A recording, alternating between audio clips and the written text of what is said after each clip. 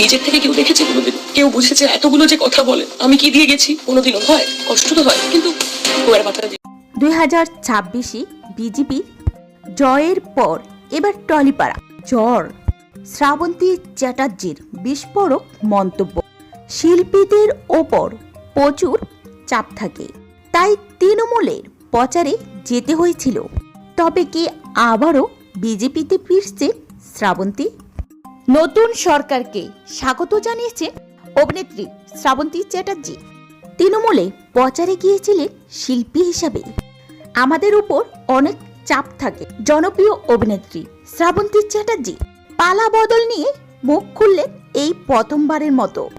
একটি জনপ্রিয় সংবাদ মাধ্যমে প্রকাশিত খবর অনুযায়ী অভিনেত্রী শ্রাবন্তীকে জিজ্ঞাসা করা হয় তা বদলের খবর পেয়ে প্রথমেই কি মনে হয়েছিল।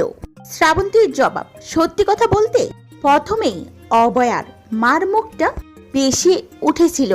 মনে হলো এইবার তিনি বিচার পাবেন, সেই আশায় বসে আছি। নিবেদিত তার মায়ের প্রতি আমার অসীম শ্রদ্ধা। তিনি অভয়ের জন্য লড়ে যাচ্ছেন। একজন মা হিসাবে আমি অবশ্যই চাইব তিনি যেন তার মেয়ের বিচার পান। এই পরিবর্তন তিনি কি চেয়েছিলেন জিজ্ঞাসা করা হয় অভিনেত্রী শ্রাবন্তী চ্যাটার্জিকে। অভিনেত্রীর জবাবে, আসলে জনতাই জনতার্থ। সত্যি যদি এই বাংলার জন্য ভালো কিছু হতে পারে তাহলে কেন চাইব না পরিবর্তন? যারা চাকরি পাচ্ছেন না তারা যদি চাকরি পান ভালোই তো। তৃণমূলের নির্বাচনে শ্রাবন্তীকে দেখা গিয়েছিল প্রচারের কাজে। এই বিষয়ে অভিনেত্রীকে জিজ্ঞাসা করা হলে সংবাদ মাধ্যমে প্রকাশিত খবর অনুযায়ী নায়িকা জানিয়েছেন, আমি একজন শিল্পী আর একজন শিল্পী হিসাবে গিয়েছিলাম প্রচারে।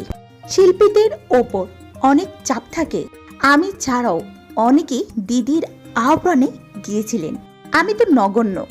তালিকা প্রকাশের আগে আমাকে অনেকেই প্রশ্ন করেছিলেন আমি প্রার্থী হচ্ছে কিনা। আমি তো দলে যোগ দিইনি, কারণ আমি জানি আমি হব না। সাক্ষাৎকারে শ্রাবন্তীকে জিজ্ঞাসা করা হয় বিজেপিতে ফেরার ইচ্ছে আছে কিনা। অভিনেত্রী স্পষ্ট জানিয়েছেন, আমি মনে করি রাজনীতি আমার জায়গা নয়। আমি যখন প্রার্থী হয়েছিলাম তখন হয়তো একজন অভিনেত্রীকে রাজনৈতিক ব্যক্তিত্ব হিসেবে মেনে নিতে অসুবিধা হয়েছিল মানুষের। এখন আমি অভিনেত্রী হিসেবেই ভালো আছি। থেকে আবারও জিজ্ঞেস করা হলো, আজকে এত কুচ্ছা রটছে, শিল্পীদের নিয়ে এত কথা, এত ট্রোলিং চলছে, কি বলবে তুমি? শ্রাবন্তীর জবাবে, শিল্পীরা কিভাবে চলেন এইসব বলার আগে সাধারণ মানুষ কি একবার ও ভাবেন আমাদের ওপরও তো চাপ থাকে।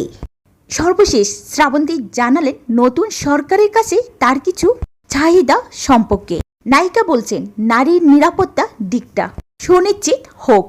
বহু মানুষ রাত করে বাড়ি ফেরেন, তারা যেন নির্ভয় ফিরতে পারেন।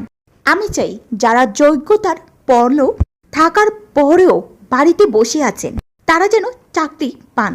বেহালার জল জমে ট্রাফিক জ্যাম সৃষ্টি হয়, সেগুলো যেন উন্নত হয়। দরিদ্র সন্তানরা যেন পড়ালেখার সুযোগ পান। এছাড়াও রুদ্রনীল ঘোষকে শুভেচ্ছা জানিয়েছেন এই অভিনেত্রী। তিনি বলেন, রুদ্রনীল ঘোষের সঙ্গে আমার একেবারে ছোটবেলা থেকে সম্পর্ক, তাকে আমি অনেক অনেক শুভেচ্ছা জানিয়েছি। আর ইন্ডাস্ট্রির কারোর সঙ্গে সেভাবে কথা হয়নি, তবে অবশ্যই ইন্ডাস্ট্রির মানুষ হিসেবে চাই আর কোনোদিন কোনো শিল্পীকে যেন ব্র্যান্ড না হতে হয়।